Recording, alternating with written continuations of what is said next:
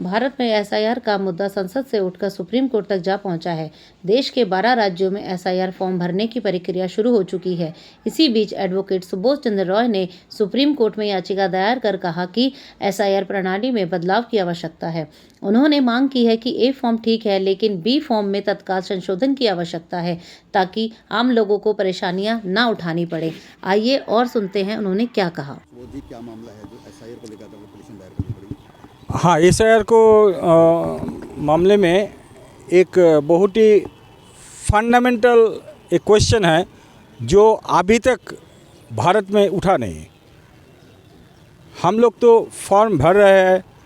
अभी आपको मालूम होगा जो एसआईआर चल रहा है 9 स्टेट्स एंड 3 यूनियन टेरिटरीज में। वो जो 9 स्टेट्स है मैं आपको पढ़ के सुनाऊँ। उस स्टेट का नाम है Chhattisgarh, Goa, Gujarat, Kerala, Madhya Pradesh, Rajasthan, Tamil Nadu, Uttar Pradesh, West Bengal and the union territories of Andaman and Nicobar islands, Lakshadweep and Puducherry. ये 9 स्टेट्स और 3 यूनियन टेरिटरीज में अभी एसआईआर चल रहा है।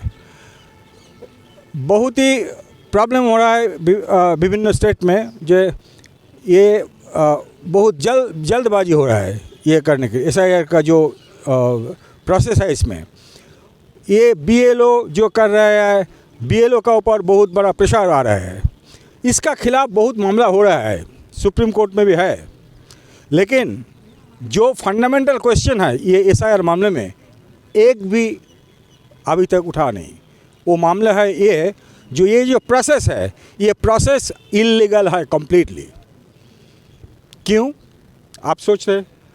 ये क्वेश्चन का आंसर ये है, आपको तो फॉर्म मिला, फॉर्म एक तो दिया है ना, एनुमरेशन फॉर्म बताया गया है।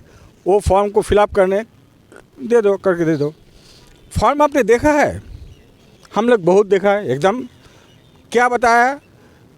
ऐसा बोल रहा है जो अगर आपका नाम अगर 2002 का जो इलेक्टोरल रोल था उसमें अगर है तो आपका और कोई डॉक्यूमेंट नहीं ज़रूरत पड़ेगा इस्टेब्लिश करने के लिए जो आप अभी वोटर होने का आप लायक है।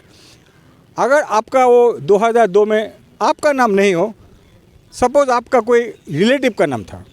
रिलेटिव का मतलब है फादर, मदर, ग्रैंडफादर और ग्रैंडमदर, तब भी चलेगा। तो आप फॉर्म भर दीजिए। आप अगर नोट किया होगा तो उसमें देखेंगे जो फॉर्म में 3 ठो कलम है। फर्स्ट कलम है क्या? फर्स्ट कलम ऊपर आपने देखा है तो मैं दिखा दूँ। ये भी बहुत ही इम्पोर्टेंट थिंग है। एनुमरेशन फॉर्म जो है उसको मैं 2 टुकड़ा करा। ये ऊपर वाला मैं इसको नाम दिया है कॉलम ए।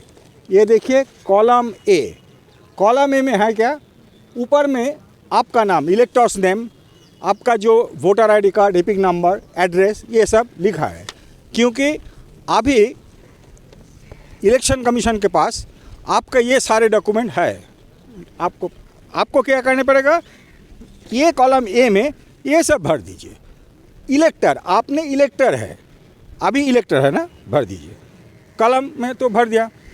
अभी प्रॉब्लम हो गया कॉलम बी, लोअर पार्ट। इसमें क्या लिखा है दिखाता हूँ।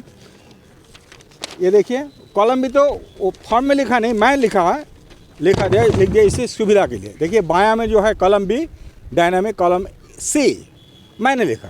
कॉलम बी में क्या है अभी देखिए। पहले लिखा है इलेक्टर्स नेम, एपिक, ये सब जो है।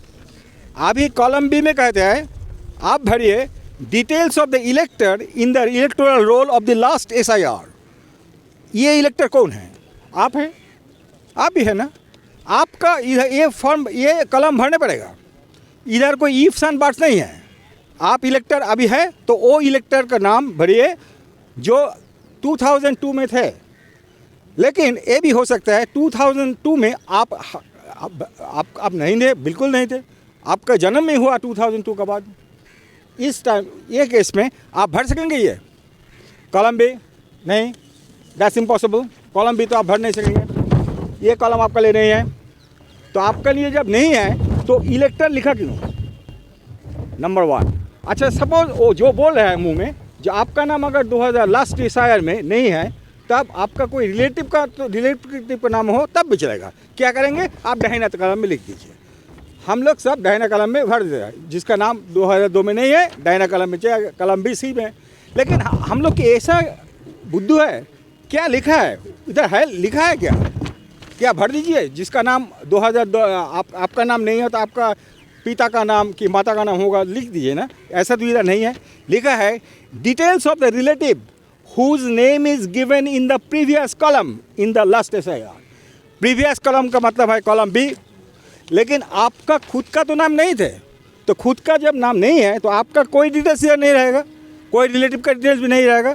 तो आपको देना पड़ेगा इधर वो नाम जो रिलेटिव का नाम लिया है ये कॉलम बी में।